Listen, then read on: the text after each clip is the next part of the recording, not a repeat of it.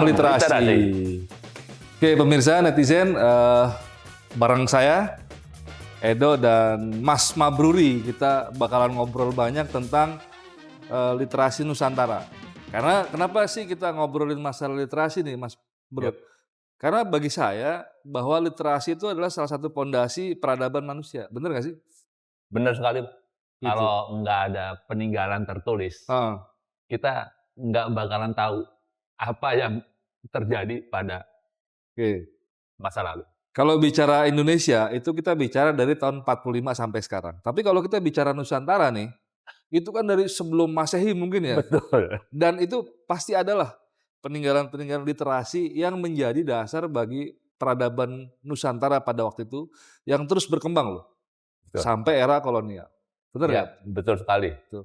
Jadi dari peninggalan-peninggalan itulah kita kemudian bisa tahu ya bagaimana awal mula dari peradaban Nusantara.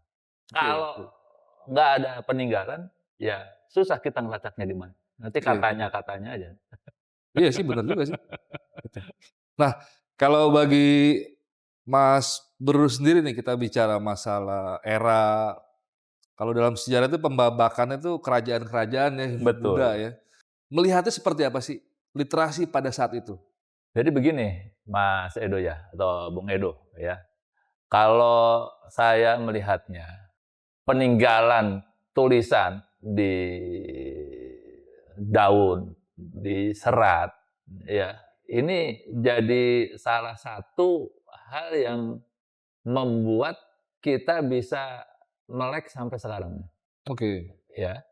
Kemudian yang kedua, ya tentu juga harus disadari ya di tengah serbuan era digital yang sekarang, literasi kita sudah mulai menurun lagi.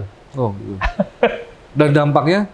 Ya dampaknya, jadi orang ya tidak mau merujuk kepada sumber aslinya. Cuman ingin melihat apa yang sedang trending saja, setelah itu lepas, hilang.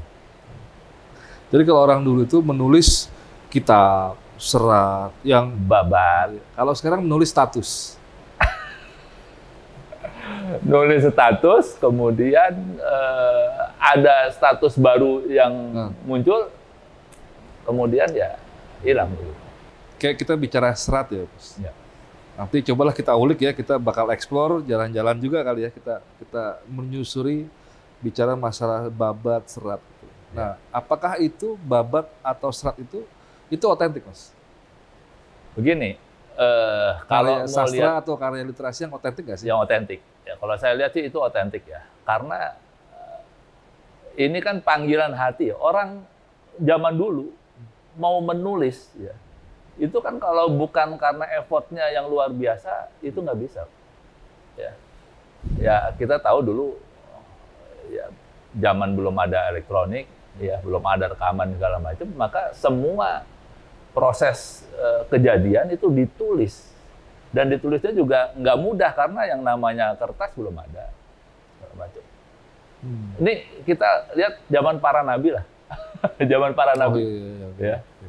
Ayat-ayat Al-Quran itu kan ditulisnya di tulang, di kulit, dan segala macam. Nah ini kan menunjukkan bahwasanya ya untuk menulis itu bukan pekerjaan gampang.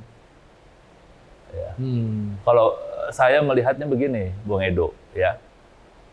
Dulu kan untuk membedakan misalnya antara ini ayat dari Tuhan sama omongan dari Nabi Muhammad misalnya, ya itu kalau yang ayat boleh ditulis, tapi kalau yang omongan Nabi itu nggak boleh ditulis, biar nggak ketukar. Oh gitu. Iya, begitu. Nah, terus kalau nggak ditulis gimana itu? Ingatan, mengandalkan ingatan. Ya, jadi kan kalau kita lihat cerita para sahabat itu, mereka memang ingatannya kuat. Ya, ingatannya kuat. Nah, ya kita tahu lah ya proses kodifikasi Al-Quran sendiri itu kan tidak pada saat ada Nabi masih hidup. Tapi Berabad-abad setelahnya ya? Ya, bukan nggak berabad sih. Berpuluh-puluh tahun. Kan zaman setelah Umar dan Utsman, Khalifah. Berarti kan memang sudah 20 atau 30 tahun kemudian baru dikodifikasi segala macam. Tapi ya bukti-bukti pentingnya ada. Ada. Ya artinya literasi ini jadi peran penting sekali. Gitu. Ada bukti. Nah, kalau literasi, kita bicara tadi literasi kenabian atau dalam sejarah Islam itu kan pesan-pesan itu lengkap ya. Bicara masalah sosial budaya, masalah hukum, masalah apa lagi ya? Politik mungkin ya, masalah sejarah juga ada kan? Betul. Al-Quran itu kan sebagian isinya sejarah kan? Sejarah. Iya. Sepertiga isinya sejarah. Dan cerita. Cerita. Makanya ada surat Al-Qasas. Al-Qasas. Al-Qasas. Cerita-cerita. Cerita-cerita. Nah, kalau dalam sejarahnya literasi Nusantara itu pesannya apa? Pasti pesan kebaikan pasti kan? Pesan kebaikan. Apa aja sih biasanya kalau? Yang jelas karena dulu diperintah oleh para raja-raja ya segala macam, maka yang menjadi penulisnya ya penulis raja. Makanya ceritanya kan cerita tentang bagaimana kekuasaan dibentuk, bagaimana silsilah raja-raja dan segala macam. Itu yang kemudian menjadi babat. Ya, tadi sebelum acara kan saya udah ngomong, saya punya kawan ya, tinggal di Banyumas. Dia menerjemahkan babat Banyumas dari tulisan Jawa ke tulisan Indonesia aja Latin. Itu udah 101 buku. Itu baru babat Banyumas, Pak. Kayak mustik sono gitu. Iya. Itu baru babat Banyumas. Ya, belum kita babat yang lainnya lagi. Iya. Yang kalau kita ekspor lagi, ini Indonesia, Nusantara, ini nggak habis-habisnya sebenarnya. Dan itu sejarah itu adalah identitas kan? Identitas. Ya, jadi ya yang menyatukan Indonesia, Nusantara ini ya dari tulisan-tulisan itu. Gitu. Kebesaran Nusantara. Betul. Kehebatan orang Nusantara itu literasi. Tapi juga dikorupsi, ya, dikontaminasi ketika era kolonial ya. Ini Bung Edo nih lebih jago. Karena biar juga namanya penguasa kan ingin kekuasaannya tetap eksis. Ketika zaman kerajaan itu kan yang nulis raja. Ya. Artinya kan kepentingan raja. Kepentingan raja. Ketika era kolonial itu datang bangsa Portugis, bangsa Belanda. Pasti kan kepentingan dia. Betul. Nah, cuman kan gini ya, kita sadar bahwa lemahnya bangsa Nusantara ini adalah minimnya kebiasaan menulis. Betul. Sehingga budaya itu budaya tutur, bercerita. Wah, dulu ceritanya si Abah ini bisa begini, bisa begini. Dan biasanya kalau udah cerita, udah ke turunannya keberapa, itu ceritanya makin bias. Betul. Ya, kan kita lihatlah di permainan-permainan kalau di team building itu kan, itu ada cerita. Ya, si A ngomong kalimat ini, ke belakangnya udah beda. Ke belakang akhirnya yang paling belakang baru 10 orang di belakang aja itu udah beda nanti omongannya. Itu baru di satu waktu yang sempit, nggak sampai setengah jam atau 1 jam. Ini apalagi udah jaraknya ratusan tahun. Nah, tadi poin yang pertama. Kedua, ketika bicara literasi itu membangun peradaban adalah bagaimana meningkatkan kualitas sastra, dan itu pasti mempengaruhi peradaban. Contoh misalnya gini, bicara sastra, kita bicara udah kekinian lah konteks dalam angkatan setelah kemarin ada Pujangga Baru, ada apa lagi sih, Balai Pustaka, Balai Pustaka 45 gitu. Ya pokoknya buku novel-novel Siti Nurbaya, Jalan Tak Ada Ujung, itu kan jadi bacaan wajib kita. Betul. Dulu ya. Nggak tahu kalau sekarang nih, Bang Edo. Nggak tahu juga. Ya anak-anak sekarang. Kalau dulu saya waktu masih... Kalau sekarang yang pasti drakor sih. Drakor. Sama K-pop ya. Tapi bagaimana cerita dalam novel itu mempengaruhi kehidupan. Contoh gini, kita bicara novel Siti Nurbaya, tenggelamnya kapal Van der Wijk. Itu kan mengakar, menjadi sikap batasan. Ternyata misalnya di Minang itu masih ada perjodohan paksa. Ya. Dari novel Siti Nurbaya. Bahkan Dewa 19 Ahmad Dhani kan bikin lagu cukup Siti Nurbaya aja. Gitu. Itu kan karena terinspirasi dari novel itu. Ya. Gitu. Nah, gimana sih supaya itu terus berlanjut tuh, Mas Bro? Sampai kalau bisa generasi sekarang juga memanfaatkan literasi ini sebagai saran untuk meningkatkan kualitas sastra dan juga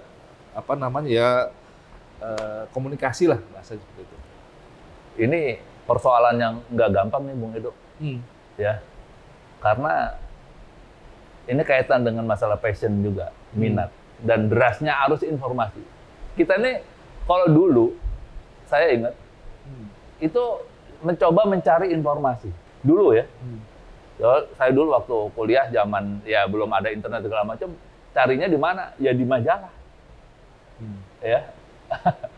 Di majalah-majalah politik yang paling ini. Tetapi sekarang itu bukan kita mencari informasi, tapi kita sekarang menyaring atau menangkis informasi yang sudah sedemikian banyak. Gitu loh. Ini problem kita sekarang. Jadi program literasi sekarang dulu adalah bagaimana mencari sumber informasi. Nah sekarang kita adalah bagaimana cara menyaring informasi yang benar. Ini kan bukan pekerjaan gampang. Jadi literasi kita harus lebih advance lagi. Bukan mencari informasi, tapi bagaimana orang sekarang menjadikan kemampuan menyaring informasi yang benar, yang bermanfaat, yang bisa kita yakini bahwasanya ini benar, itu pekerjaan yang sulit sekarang. Iya sih. Oke lah, kita lanjutkan lagi nih setelah yang lewat ya.